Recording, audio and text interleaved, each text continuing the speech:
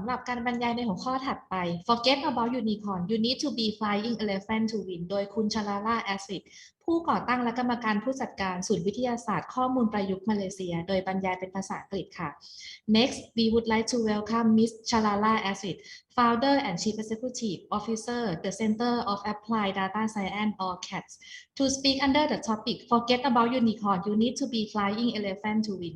Please welcome Miss Chalala. Sawadika, Thailand, and thank you, Delta, for such a warm welcome.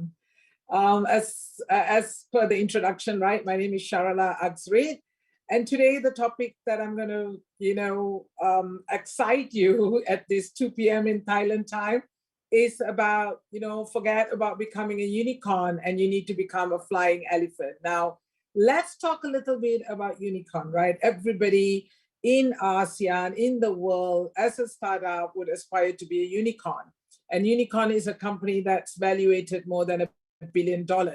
Now, if you look at it, all the organizations in globally cannot and shouldn't think about becoming a unicorn. What we do really need to think about is guiding our companies to become a flying elephant. And I hope within the next 30 minutes, I would be able to convince you or guide you or show you why each and every one of you who work for an organization, who lead an organization, or even own an organization, need to think differently about how to stay relevant.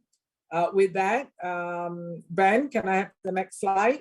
One of the biggest challenges that we have in the 21st century is that we are trying to solve the challenges that we have today with the 20th century thinking and framework, right? I'm born in the 70s and I've been brought up by parents who have gone through the World War II. So we have set a way of thinking and schooling and the environment that we are adapted with, and we are so set in that with the challenges that we get in 21st century, we cannot apply those thought process. And there's a little bit of cartoon strip here that kind of says that how we oppose a lot of changes because we are older, we know better, and we have survived this long, so we do not make changes that industry 4.0 and worse more the COVID-19 has brought to this part of the world. Yeah, next slide, Ben. When I cannot really honestly start today's presentation without talking about the COVID pandemic. Yeah, I mean, it's tiring, but it needs to be mentioned, especially in my topic about digital transformation and what we need in terms of talent.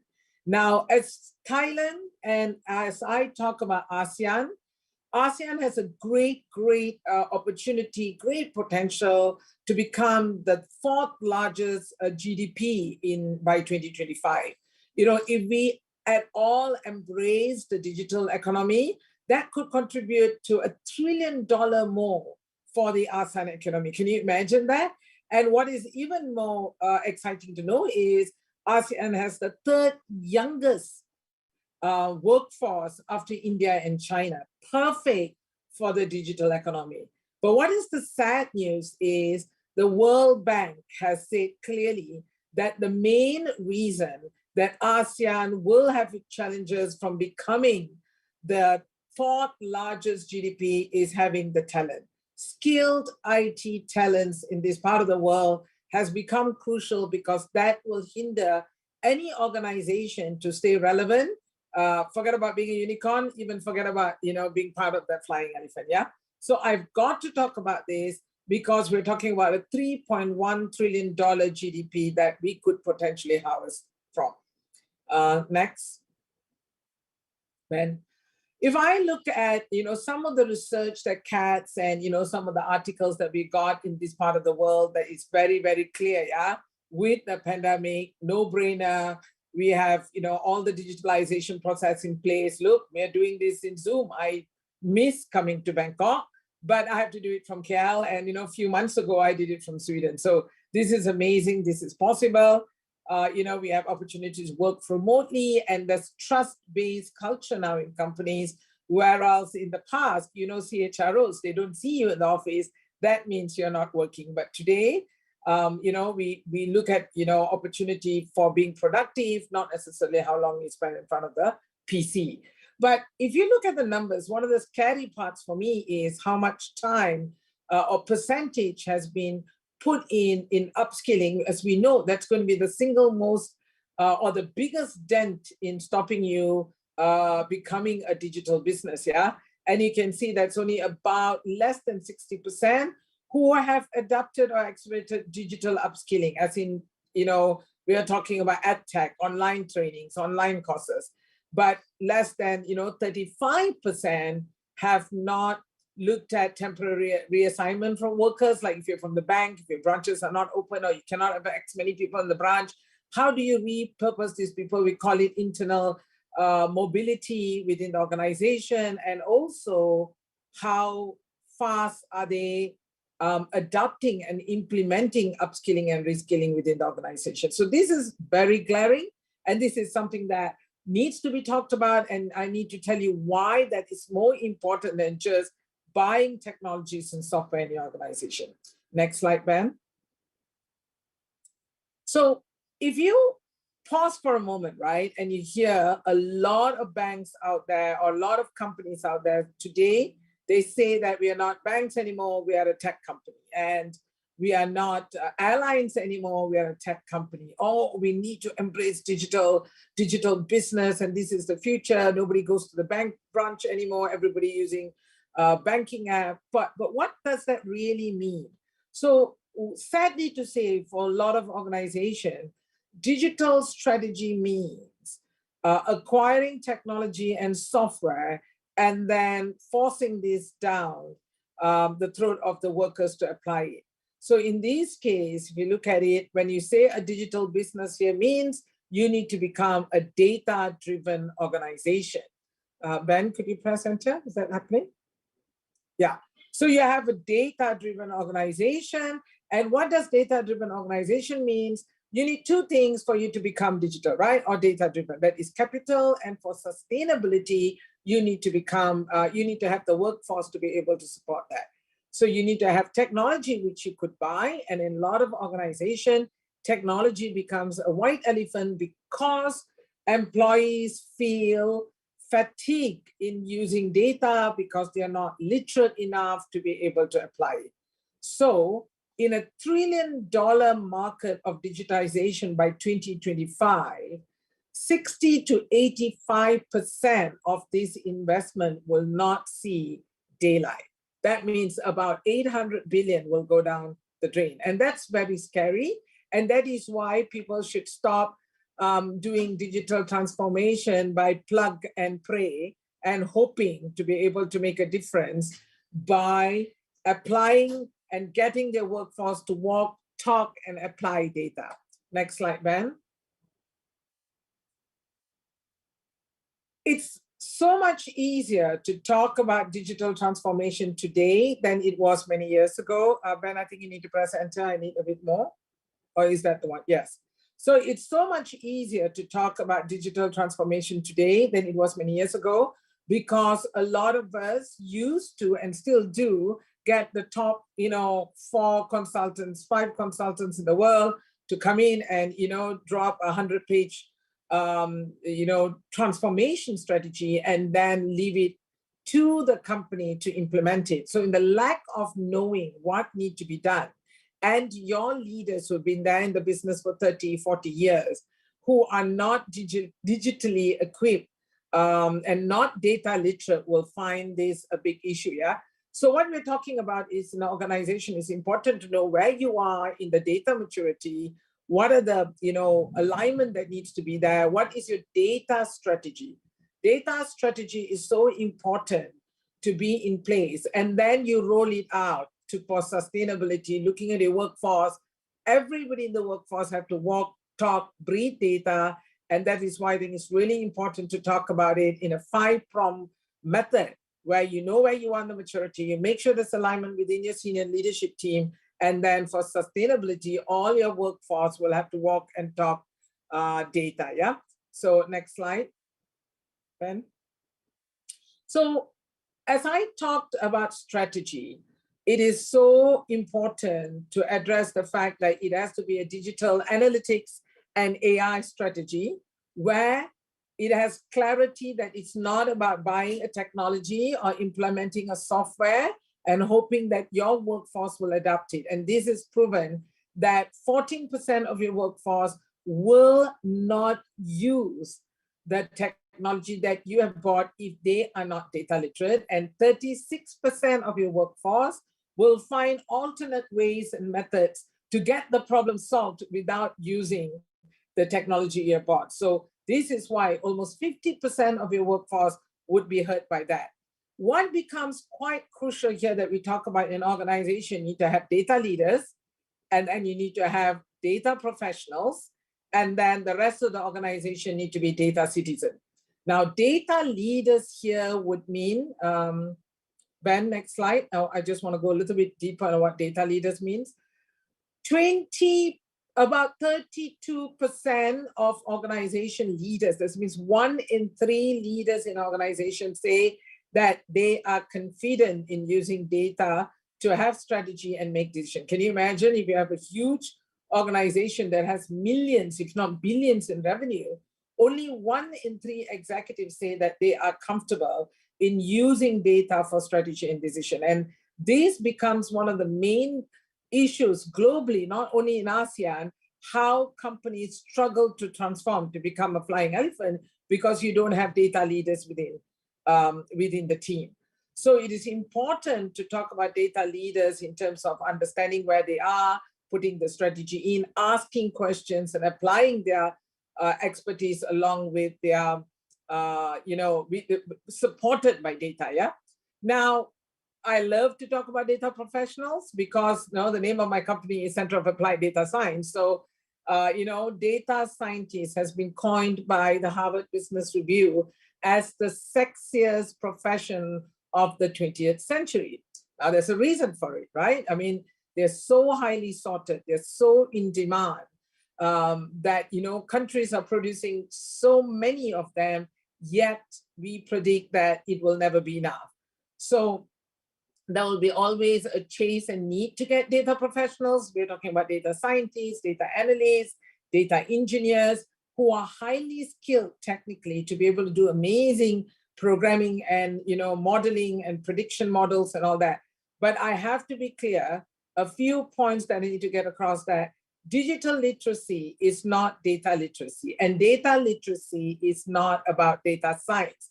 Even data professionals need to become data literate because they have to make sense of all the skills they've applied in the model and all that, if that makes a valuable outcome for the business. So this is radical, but when I say it, it's very offensive to the data professionals, but it needs to be said.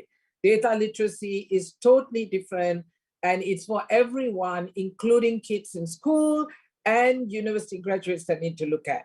Let's look at the third prong of the pyramid, and that's what we call it, defining a data citizen. So every member of your team, from, if you work in a bank, from a bank teller, if you work in the waterworks, people who go out and read meters, every one of them should become a data citizen because you don't have enough data professionals in organizations. So if you have able to convert as many people to be able to speak and use data, you could repurpose them and also harvest potential skills within the organization.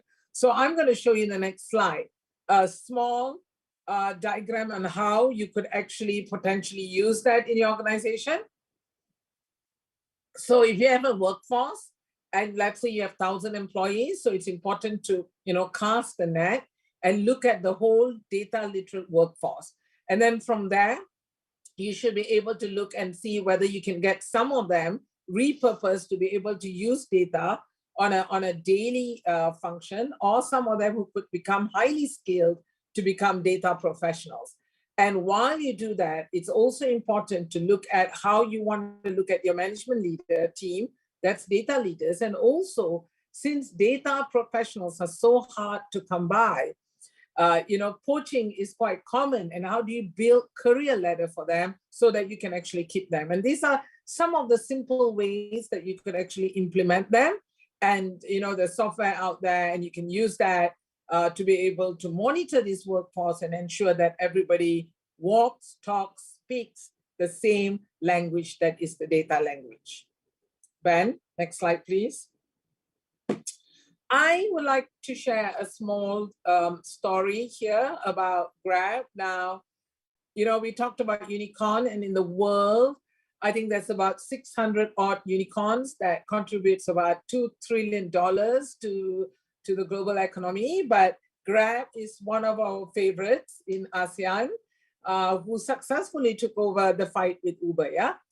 But what is interesting and why I want to talk about Grab is not only they're a unicorn, they're already a digital platform. They have recently started believing in upskilling their workforce. And that is why I think it's important having their drivers, their riders, and their vendors to be able to upskill and repurpose their knowledge to become a better contributor to an already a digital platform. So this is what I'm saying, that if a digital company, a unicorn, is already looking at every single member of their organization become data literate, what more for traditional businesses that has to do it, and not just think that, you get a data science team and then that's it, you can now become a digital business. It doesn't work that way. And that is why the failure rate is so much higher if you don't get a workforce that's data literate, yeah? Next slide, Ben. So I touched slightly just now about the first phase of becoming a data-driven organization. Let me now define with y'all what does it mean when I say data-driven? Like, oh my God, is it, data-driven means I have to get data scientists and I get technology and I hope for the best. No, there's 6 pillars that's absolutely critical and essential in your organization that you look at to have a data analytics and an AI strategy. And that means having clarity in being able to put a strategy along with data leaders and leaders who are data literate, yeah? To ensure the whole organization has a culture that adopts data and uses data. Now, you cannot shove it down the throat of your workforce. The more you educate them, the easier it becomes for them to use that. So once they know and they understand the importance of data in their day-to-day work, siloness will stop. You will get your team to decide what technology they need. So this white elephant, companies spend not just hundreds, right? These are millions, hundreds, tens of millions in technology, software, and buying data outside. So that is why knowing what technology to buy, what data to purchase, all comes from internal and not from a consultant outside. Talent will have to have the right skills to upskill. Hold on, Ben. Yeah. Technologies need to be bought by your own team. If you have a tender, they will know exactly what kind of cloud system they will need, or what's the specs you will need. And data, I always tell people, your internal data is really good. I mean, an Excel 1 million line columns is pretty powerful. But then if you need data from outside, what we're going to buy, how much we're going to store. Does this data make relevance to us? And it shouldn't be done by just a data science team. And the data science team in each department, we're talking about legal, we're talking about finance, procurement, operations, all of you need to have an analytics capability within your department. So that's the 6 pillars of becoming a data-driven organization. Ben, next slide. So how does this translate to becoming a flying elephant?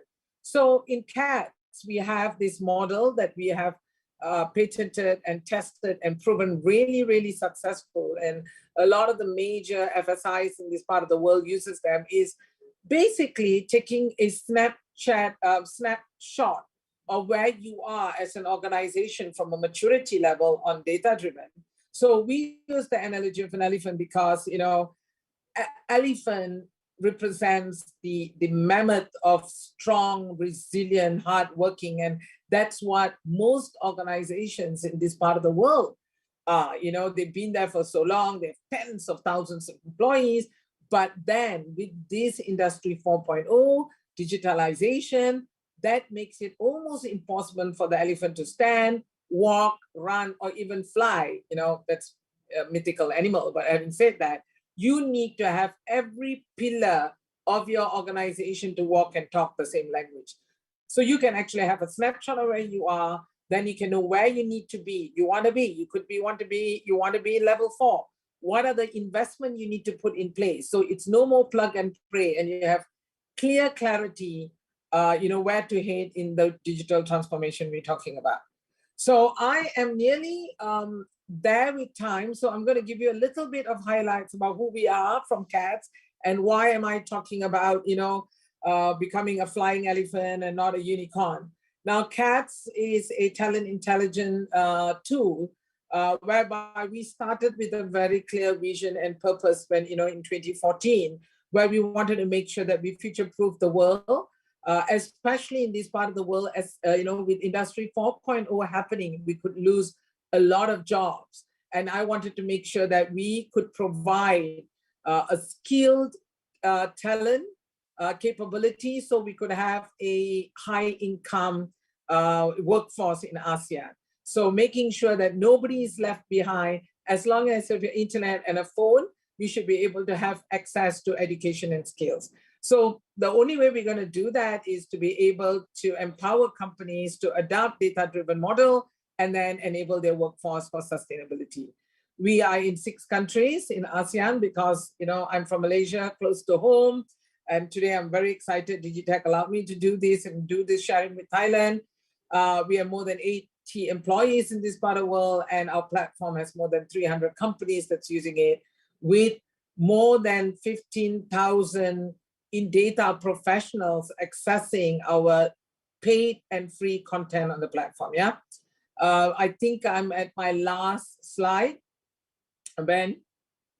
So how does our platform look? And if you look at the rubric here, that's for any individual that would want and interested to adopt data literacy and say, where do I begin? What does this mean? Do I need to know programming? You could come to our platform and it's for free. And we're doing Project 2100 along with our partners here to have as many young, you know, anybody from 16 above, fresh grads to come in. And if you already have the expertise, we will be able to match you with jobs, not only in Thailand, but anywhere in ASEAN. We have a lot of partners from Petronas to Gojek, to Axiata Group that would want to hear from you. So it's fantastic.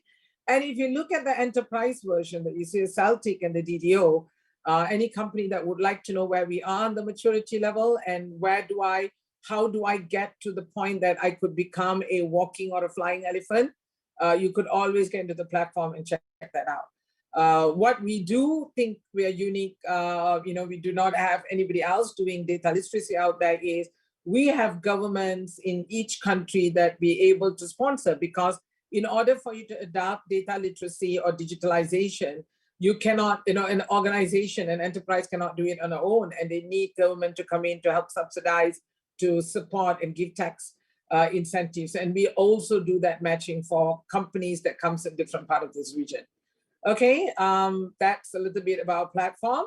So I would like to thank all of you to, you know, for taking the time to hear me out, that, you know, we should, you know, demystify all of us wanting to become unicorn, because the unicorn is only possible one in a, you know, a million, but everybody should try to become a flying elephant. So with that, thank you, and over to you, Delta. Thank you so much, Ms. Shalala. I believe I can fly right now. You have the excellent platform and information. Now we on the Q&A section. Please allow me to read some questions from our audience to you. With the question 1, what is the difference between data and analytics and data science? What is the difference? Right. So, okay. So this is between the, if I understood correctly, they are talking about data professionals, right? They're talking about data analysts and data scientists and data engineer. Now, data scientist is usually the pinnacle of the whole data professional world. Data analysts will get the data, they will probably run some algorithm and to be able to analyze the data. A data scientist should be able to do more than that, to look at where you can source the data, ask the question and find the answer. So that is why data scientists become one of the sexiest profession in the world. So yeah, I hope I answered that. Wow, the It's a little bit sexiest. more harder. Yes. Okay, for the next question, how do you clean the data? Oh, you know, this question has been there, oh my God, like years, ever since I started it. People talked about cloud solution, Hadoop, doing parallel processing and all that. But I think today there's so many tools out there that can help do cleansing. That data engineers have become always a lot more sorted out than data scientists, because what you talk about cleansing and all that. But today, data engineers are needed more for machine learning and AI. So if you're talking about data cleansing, there's a lot of tools out there, but I think more so it's about understanding where to get the data. Is the data relevant? And storing data has also become very expensive nowadays if you don't apply machine learning and AI to continuously clean those data. Yeah. Okay, Michelle, thank you for today, and thank you for sharing your knowledge and useful information to us. And for other questions from audience, we will send to you, and Michelle going to reply back to the audience by the email. Thank you for today. Thank you so much. Sawadee ka.